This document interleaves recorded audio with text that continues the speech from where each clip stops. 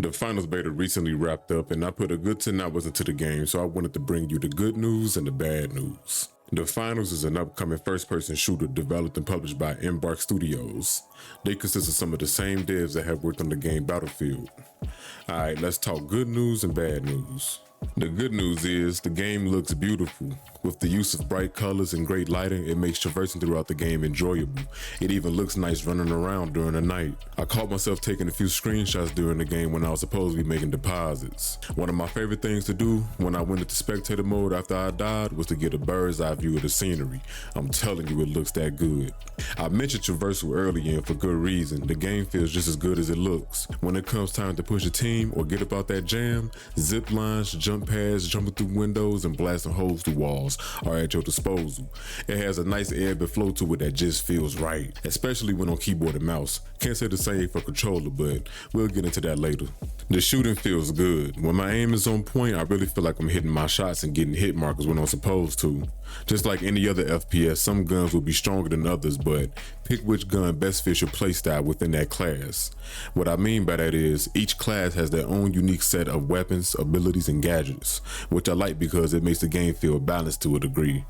The melee in this game does a lot of damage when you're up close and personal, especially as the heavy character. No matter if you like the bamboo stick or the sledgehammer, it's going to put in work regardless. This game also has some extensive customization when it comes to putting drip together, changing your hair, body type, eye color, body paint, emote sprays, and some more shit. It also includes different skins for your weapons, charms, and stickers. There are some okay but standard incentives to want to play more and unlock. Yes, unlock the different customization options for your character. Playing this game solo was fun, and it's even better with friends. I think because I found some really good randoms playing solo, that enhanced the playing experience for me. It's so easy to coordinate with the team because it's only 3-man teams. Teamwork makes the dream work when taking enemies out quickly and efficiently. At the time, there were only 5 game modes, which were Quick Cash, Bank It, Unranked Tournament, Ranked Tournament, and Practice Range. Now let me get straight to it. The only thing that I play for the most part is Bank It. It's fun as hell. Pretty much all you have to do is collect as much money as you can so you can deposit it to the nearest safe. The first team to 40,000 wins. Now you can do this either one or two ways. Get kills and collect that way, or open vaults around the map which are number coded for you, your team, and the enemies. Be careful because shit can get crazy really fast, so you and your squad have to be on your P's and Q's in order to be successful. Now let's get into the bad news. The bad news is, in my honest opinion, controller support is not that good. The controls feel clunky when trying to rotate the camera or just move around in general. It felt like I was very stiff when running around the map.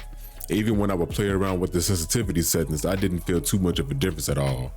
Now, to my understanding, when the beta first came out earlier this year around March timeframe, the game didn't have any controller support at all. Now, for the second round of the beta, they added controller support, but you can tell that wasn't the main focus. Keyboard and mouse is definitely the way to go for now, in my opinion.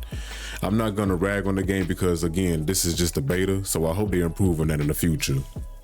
With this being a beta, I did run into a couple glitches, but that's expected. Nothing made me want to uninstall the game.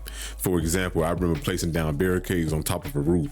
It glitched me inside the barricades and I couldn't move. Only way I was able to get out of it was blowing a hole in the roof.